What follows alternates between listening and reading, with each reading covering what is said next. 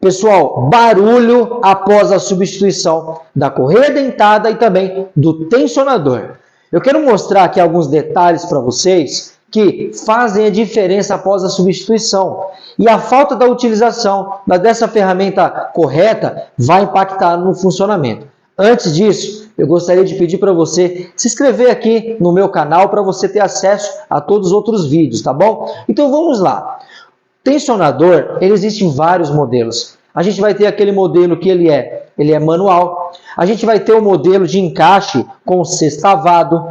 A gente vai ter modelos que existe a necessidade de uma ferramenta específica, igual do Fire, né? Então, existe uma ferramenta específica. Quando você vai para o Fiat, né? O Fiat com motor 1.6 16 válvulas, a ferramenta ela muda, né? E aí o encaixe dele, a ponto de fixação dele, ele tem um ponto específico com essa chapinha. Então, olha só, gente, esses pequenos detalhes vão impactar direto o quê? No funcionamento lá do motor.